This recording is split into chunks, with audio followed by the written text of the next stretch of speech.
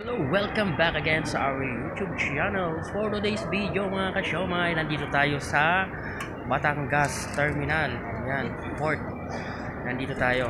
Kasama yung aking magandang kapatid. Ayan, kasi like ka naman.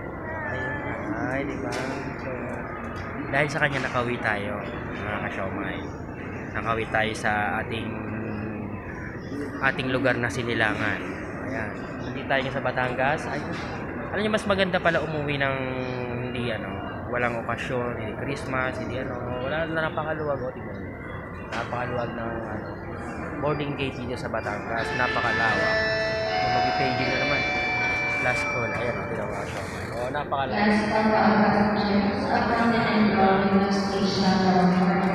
Napakalawak. Napakaluwag, masarap magpahinga. Katulad pag may okasyon, maraming stress, maraming tao, stress, di ba? Ngayon, dahil November pa lang, hindi gaano maraming tao. Yung pasahero, madalang.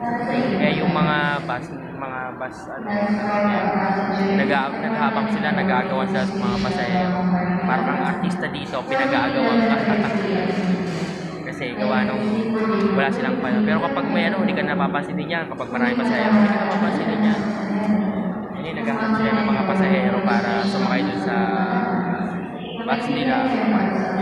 Ayan yung labas yung mga barko. Nandun sa barko. Diba? Kaya mga kasyomay, abang-abang nyo ako sa mga sunod natin na vlog. Mag-explore tayo sa aming lugar.